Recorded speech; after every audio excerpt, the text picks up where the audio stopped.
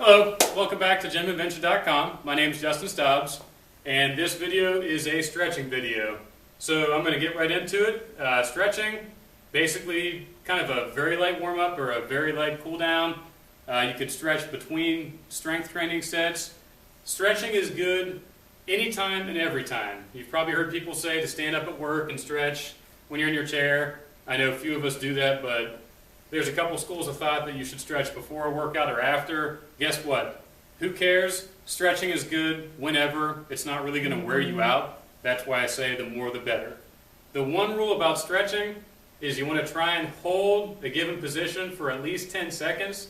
And I say that because anything like bouncing or the rubber band effect, it's just like taking a rubber band and bouncing it back and forth. It's not going to help your muscles. The purpose of stretching is to allow your muscles, without getting technical here, to basically adjust to an elongated position. There's a lot of more scientific speech behind it, but I won't bore you. So when you do a basic, this is a hamstring stretch for the back of your legs. This is probably one of the most important stretches because a lot of us have sedentary desk jobs, and this stretch here will help you to relax those hamstrings. So it's basically touching the toes. I tell people, try not to let your head dip below your heart. We're not diving into a pool of water, so you want to keep your head up. Make sure you're breathing. If you can't touch your toes like I'm doing, go for your knees. If that's still too hard, just lean over as much as you can.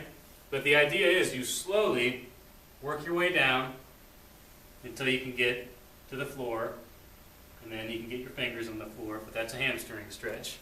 That's probably one of the most important stretches we could do. A lot of gyms will assess your flexibility based on the sit and reach, which is also a modified version of the hamstring stretch. How far can you touch past your toes? So you could do that standing or seated. And again, you're going to breathe. Make sure you're trying to touch those toes. The next stretch I would consider the quad stretch. One leg here. If you don't have good balance, you want to hold on to something, and you're going to hold your leg and pull your quad with the front of your leg here, your thigh. Same thing. We're going for 10 seconds. Kind of count to yourself. You can count out loud, 1 1,000, 2 1,000.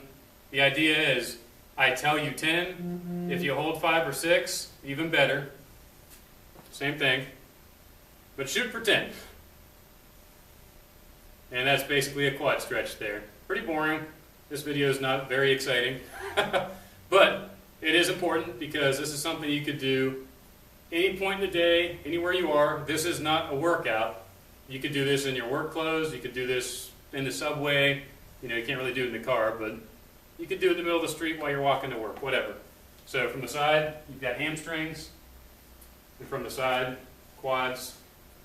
I always tell my clients if they could do both quads at the same time while standing, they get a free session, and nobody's done that yet in 10 years. All right. Another good one is what we call the hip stretch, or glutes. This one's tricky. I would recommend you stand against a wall, and you're going to pull your knee up to your shoulder. So right knee to left shoulder. I can't do it. I don't expect you to be able to do it. The idea is you're elongating your glutes or your buttocks, if you want to say that. Same thing on the other side. And again, this is tricky. It'll require a little bit of balance, but we're just picking that thing up and pulling it. All right? Make sure you're breathing. A lot of people, again, I don't know why, but they lock up and their face turns red. Stretching should be relaxing. I mean, minus the obvious pain that you're not used to moving your muscles that far, but it should be a relaxing process. So that's what I call the glute stretch. All right? Now, for your hip flexors, we do what I call a modified lunge. This one's kind of hard to explain, but I'm going to lean my hip forward. I'm pushing my hip forward, and I'm kind of arching my back away from the camera. So this is moving forward, and my back is kind of pulling back, and I'm trying to elongate the hip muscles here. When you're doing this right, you're going to feel a lot of tension right here. If you can't feel this while you're standing, you could kneel and then pull forward. And that's a little bit trickier, but I like the standing because it's easier. And that is a hip stretch, okay? So you have the standing hip stretch from the side. You're just stretching, make sure you breathe. nice and easy. And again, I'm going through these quick because I want you to see I'm not going to spend 10 seconds or a minute on every video. 10 seconds. Keep thinking that. 10 seconds, 10 seconds, 10 seconds. Easy to count to. 10 seconds. That's what you're trying to hold in every stretch, okay? Make sure you're breathing and you're good. Modified. You're going to lean in and you want to feel this basically in this area, your hips. That's a hip stretch. All right, one of my other favorites is a calf stretch. So for this one, you want to find a wall to push against. I'll use the dumbbell rack just for purposes of where I'm standing. I would not recommend this when you're at the gym unless it's pretty sturdy.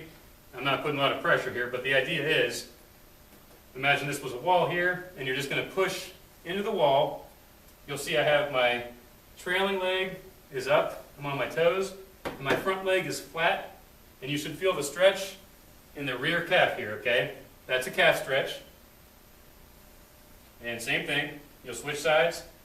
The rear leg, you're on your toe, you're pushing into that wall or into a machine. If you've got a stable machine in a gym, make sure it's solid first and then push on the edge of that machine, lean into it, and make sure you're breathing. And that'll really, really loosen up your calves. A good benefit of stretching is in between any movement, you can stretch during your workout. So let's say you picked 8 exercises you're doing, 4 upper body and 4 lower body in a given 30-minute strength training routine. Hey, between every workout, go stretch. So, or get some water. And I recommend that too. But let's say you did a set of leg presses or maybe a set of squats. Your legs are kind of tired. Stretch out your quads. That'll let your legs recover.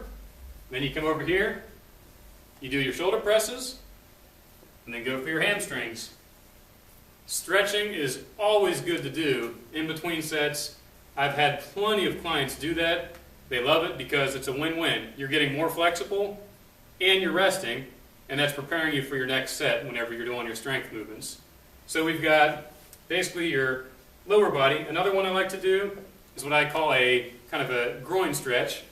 Again, this is a sumo position. You're getting down like a sumo wrestler, and all we're going to do is keep your feet flat. That's very important.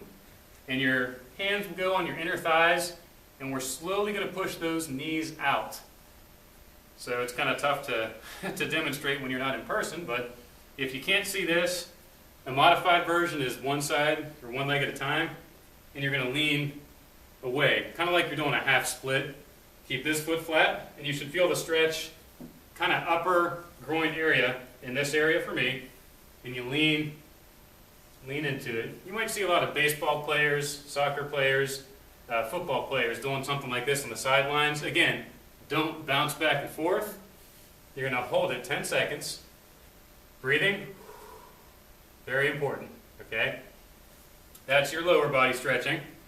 There's a couple I'll add, but for the time being, if you're a new gym member or new to exercise, these are some basics. We want to get the basics down first and go from there.